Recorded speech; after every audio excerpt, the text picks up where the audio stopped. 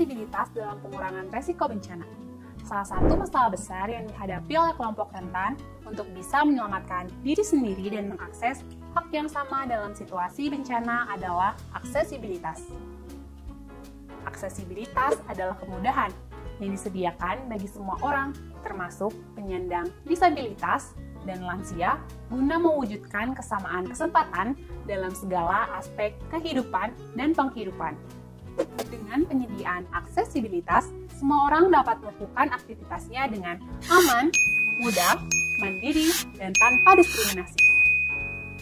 Dengan disediakannya aksesibilitas, diharapkan setiap bangunan atau lingkungan dan juga layanan harus dapat dicapai, dimasuki, dan dipergunakan oleh semua orang tanpa membuat seseorang merasa dikasihani atau dibedakan, serta tetap menjaga martabat semua orang.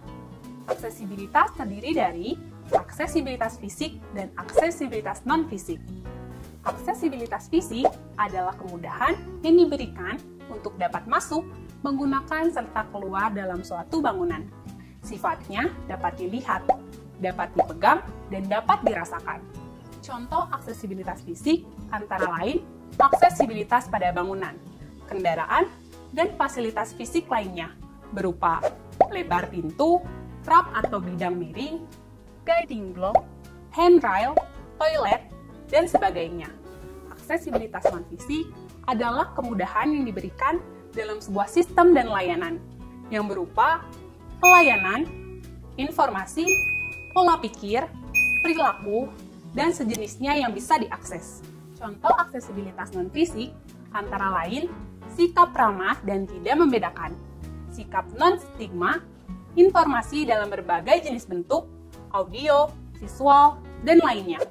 Dalam pengurangan resiko bencana, aksesibilitas sangat penting untuk dipertimbangkan dalam setiap tahapan kegiatannya, seperti pilih tempat pertemuan yang aksesibel, undang kelompok rentan untuk berpartisipasi secara aktif tanpa memberikan stigma kepada mereka. Rencanakan sistem peringatan dini bencana yang dapat diakses oleh kelompok rentan dengan berbagai hambatan, audio, visual, dan sebagainya.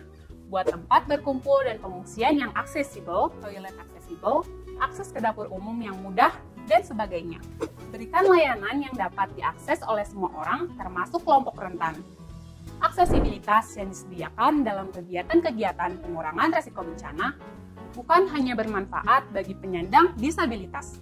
Kegiatan PRB yang menyediakan aksesibilitas akan bermanfaat untuk banyak kelompok rentan seperti lansia, perempuan, orang dengan obesitas, orang dengan penyakit tidak menular, orang yang kesulitan baca tulis, dan yang lainnya. Dengan menyediakan aksesibilitas, kita juga membuka akses kelompok rentan terhadap hak mereka untuk terlibat secara bermakna dalam pengurangan resiko bencana yang melibatkan hak mereka untuk hidup secara bermartabat.